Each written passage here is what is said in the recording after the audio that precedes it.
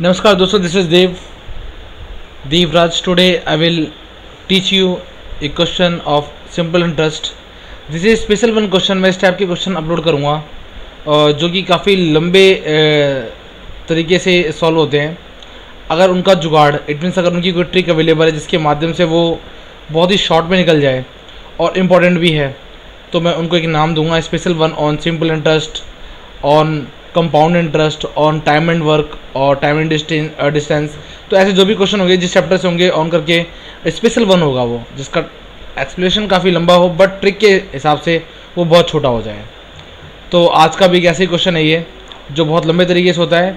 Even बच्चे छोड़ना prefer करते हैं ऐसे क्वेश्चनों को, बट ट्रिक के माध्यम से it will be very easy. चुटकी से आप इन सवालों को जल्दी से कर पाएंगे, चुटकी हो जाते ही। तो अगर आप लोगों ने सबसे पहले हमें अगर सब्सक्राइब नहीं किया है यूट्यूब पे, तो आपको सब्सक्राइब करने के लिए एक इस टाइप के बटन पे क्लिक करना होगा यूट्यूब पे। जब आप www.youtube.com टाइप करते हैं, वहाँ पे आप सर्च इंजन में हमारा चैनल का नाम टाइप करके फ्रेंड्स एजुकेशन टाइप करके भी आप सर्च कर पाएंगे हमारे चैनल को, और वहाँ पे आपको करना होगा सब्सक्राइब हमारे चैनल को, ताकि आपको इस टाइप के वीडियो देखने को मिले। हमारे जो वीडियो होते हैं बेसिकली कॉम्पिटिटिव एग्ज़ाम को आसान बनाने के लिए बनाए जाते हैं, कि या फिर जो बच्चे जो क्लासेस नहीं ले पाते हैं या फिर जॉब की वजह से जिनके पास टाइम नहीं होता है, उनके लिए बेसिकली हमारा जो चैनल है वेरी इंपॉर्टेंट है। कॉम्पिटिटिव क्लासेस आप सब अपने देखने शुरू कीजिए, उन्हें पूरा कीजिए हमारे साथ। और अगर आपको हमारे वीडियोस पसंद आते हैं तो अपने लाइक करना ना भूलें, और व्हाट्सएप या फेसबुक के जरिए आप उन्हें शेयर भी कर सकते हैं अपने दोस्तों के साथ। कहते हैं कुछ चीज़ें बांटने से बढ़ती हैं। और फेसबुक पे भी आप हमें लाइक कर सकते हैं हमारे पेज को। हमारा पेज है इट्स www.facebook.com/friendseducation। तो चलता हूँ आज के इस सेशन की, और this content is prepared by Mrs Kirti Yadav, my wife. Let's go for today class. आज का जो सवाल है एक ही सवाल है, बट आपको समझना है ध्यान से, और मैं लंबे तरीके से भी आपको बताऊंगा एक बार एक कैसे होगा, ताकि आपका कॉन्सेप्ट क्लियर रहे। और शॉर्ट में मैं आपको बताऊंगा जिस तरीके से आपको करना है।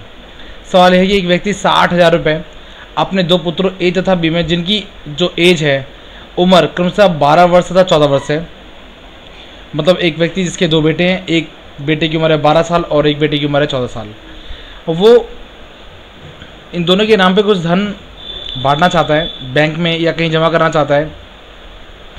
जो टोटल धन है वो जमा करेगा 60,000 रुपये। तो 60,000 रुपये धन में वो कुछ धन तो जमा करेगा एक बेटे के नाम और कुछ धन जमा करेगा दूसरे बेटे के नाम, ठीक है।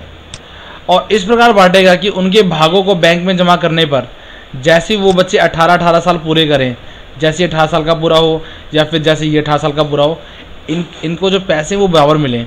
कहता है 18 वर्ष की आयु प्राप्त करने पर दोनों को समान धन मिले, जबकि ब्याज की जो दर है वो है 10%। तो उसने प्रत्येक को कितना धन दिया। तो आई थिंक सवाल समझ में आ गया होगा। मैं आपको एक बार दोबारा सवाल बताता हूँ। एक व्यक्ति हैं जिनके दो बेटे हैं ए और बी, दो बच्चे हैं किसी व्यक्ति के, वो इन दोनों के नाम पर टोटल 60,000 रुपये जमा करना चाहते हैं। तो 60,000 में से कुछ तो ए के नाम पे और कुछ बी के नाम पर, ठीक है। और जो रेट है वो 10% डिसाइड हो गई है कि 10% की रेट से ब्याज मिलने वाला है। दो बैंक के मान लीजिए एक बैंक में दोनों खाते हैं, या फिर अलग अलग किसी भी तरीके से क्वेश्चन को पूछा जा सकता है। बस आपको एक बात का ध्यान रखना है कि ये जो सवाल है वो है एसआई में से। जब आपको ब्याज के लिए कोई स्पेशल ना बोले, तब भी आपको ऐसा ही ट्रीट करके चलना होता है मैक्सिमम सवालों में। तो 60,000 रुपये जमा कराने हैं ए और बी के नाम पर अलग अलग। तो कुछ पैसा इसके नाम पर, कुछ पैसा इसके नाम पर। रेट 10% रहने वाली है, लेकिन ये है 12 साल का और ये है आपका 14 साल का। तो जैसे ही 18 साल के बन जाएं, तो ऑटोमेटिक इनके जो पैसे हैं जो जमा किए गए हैं वो अमाउंट सेम हो जाए, यानी कि उनको सेम बराबर इक्वल का अमाउंट मिलना चाहिए जैसे वो 18 साल के हों। तो बताओ जी, ए के नाम पर कितने पैसे जमा किए गए और बी के नाम पे कितने पैसे जमा किए गए। आई थिंक सवाल समझ में आ गया होगा। अब मैं चलता हूँ सवाल की ओर। मैं मान लेता हूँ ए के नाम पर, आइए मैं आपको कॉन्सेप्ट समझाने की कोशिश कर रहा हूँ, उसके बाद मैं आपको जुगाड़ बताऊँगा जिससे चुटकियों में निकलेगा। पहले आप कॉन्सेप्ट को समझिएगा। मान लीजिए ए के नाम पे वो पैसे जमा करता है 100 रुपये, तो जाहिर सी बात है जो दूसरा बेटा है यानी बी, उसके नाम पे पैसे जमा होंगे कितने, वो होंगे 60,000 माइनस एक्स। क्यों भाई सिंपल सी बात है, अगर मैं दो बच्चों में मिला के 10 रुपये देता हूँ, अगर एक को 2 दिए तो दूसरे को 10 - 2 दिए, यानी कि 8 दिए। बट अभी फिलहाल आप 2 और 10 - 2 पे फोकस करना। वैसे अगर किसी एक को x रुपये दिए गए तो दूसरे को 60,000 - x दिए गए। ठीक है, कहता है कि जैसे ही वो 18 साल के होंगे उनको जो अमाउंट मिलने वाला है, भाई इस मान लो इसके नाम पे जो x रुपये जमा किए गए हैं, इस x रुपये में जो भी अमाउंट जमा किया गया है उस पर ब्याज भी लगेगा। SI के हिसाब से मूलधन गुना दर, दर है आपकी 10%, जैसा कि आप जानते हैं, मूलधन गुना दर और इनटू में समय। भाई पहले वाला है 12 साल का, पहले वाला है 12 साल का, जब 18 साल कंप्लीट करेगा तो 6 साल का टाइम लगेगा, यानी ये हो गया 6। तो ये टोटल मिला के एक अमाउंट मिलेगा A को। अच्छा, B को क्या अमाउंट मिलेगा? B के 60,000 - x रुपये जमा किए गए हैं।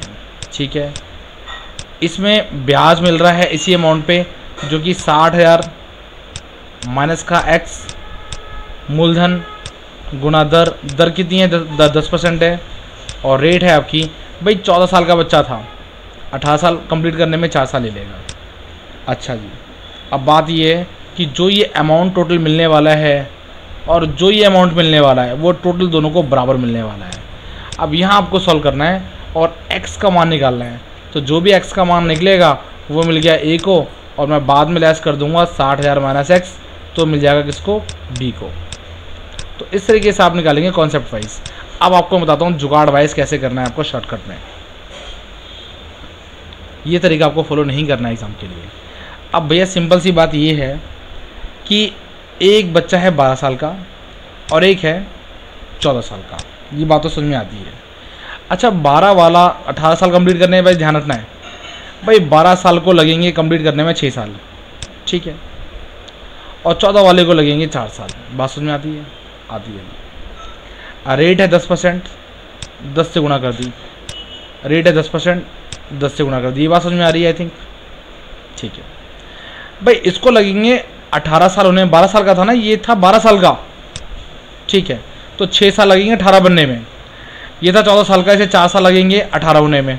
मैं लंबा खींच रहा हूँ सवाल को, बस कॉन्सेप्ट समझना है आपको। मैं चाहूँ तो 10 सेकंड में करता हूँ सवाल को, लेकिन सवाल आपको कॉन्सेप्ट वाइज पूरा समझ में आ जाए। भाई 12 साल का था, 6 साल लगेंगे 18 होने में। ये आपका 14 साल का था, 4 साल लगेंगे 10 साल होने में। 10 से गुणा कर दी बिकॉज रेट 10% है, इतनी बात समझ में आती है। ये हो गया 60 और ये हो गया 40। अब जुगाड़ ये है कि 60 है तो 60 को लिखो 160 और 40 है तो लिखो 140। मैंने 100 दोनों को जोड़ दी तरीके से। अगर यहाँ 20 होता तो लिखता 120, यहाँ कुछ भी होता मैं लिखता 100 प्लस करके लिखता। तो 160 और 140। अब इसको रेशो में बांट दो। ये 20 से करता है क्या? 20 से काटता हूँ तो 20 अट्ठे 160 और 20 सत्ते 140। 8:7 की रेशो में आपको बांटना है इस पूरे धन को। तो उसके हिसाब से 60,000 धन है और मेरे हिसाब से टोटल कितना है? 8 7 15। 15 से मैंने इसको भाग करा, 15 चौके 60, तो 4,000 निकल के आ गए आपके मेन वैल्यू। जैसा कि मैं कराता हूँ आपको हमेशा मेन वैल्यू बोलता हूँ। इस 4 की गुणा कर दो, 4 अट्ठे 32, ये हो गया आपके 32,000 और ये हो गया 4 सत्ते 28,000।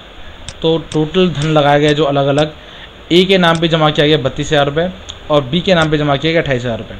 तो 32,000 और 28,000 is the answer of this question. We hope आपको समझ में आया होगा सवाल, नया जुगाड़।